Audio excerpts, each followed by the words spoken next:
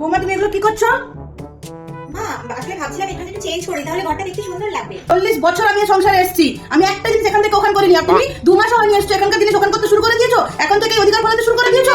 এখানে কোনো জিনিস এখান থেকে এখানে হয় না, এটা তোমার বাপের বাড়ি নয়, এটা আমার বাড়ি। এখানে একটা জিনিস এখান থেকে ওখানে হয় না, বুঝেছো? আস্তে না আস্তেই মহারানী একদম নিজের ঘর ভেবে জিনিস এদিক ওদিক করতে শুরু করে দিয়েছে।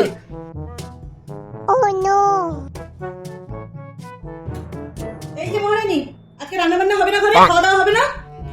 রান্না রান্না আমি করতে পারবো। হ্যাঁ? এই ঘরে, আপনার রান্না ঘরে, এই ঘরে কোনায় কোনায় শুধু আপনারই অধিকার। না আমি কেন আপনার অধিকার নিয়ে যাবো বলুন তো? এই 40 বছর ধরে আপনি এই ঘর সামলেছেন, এই অধিকার সামলেছেন। যদি আমি এখন রান্নাঘরে এসে এখানকার জিনিস ওখানে, ওখানকার জিনিস সেখানে করে দিই, আপনার কিছুটা ভালো লাগবে বলুন? ভালো লাগবে না, তাই না? তো আপনি এত বছর ধরে যখন ঘর সামলে এসেছেন, এখন আপনি সামলাবেন, আমি আর কিছুই করতে পারবো না। রান্নাটা আপনি করে দেবেন, ঠিক আছে?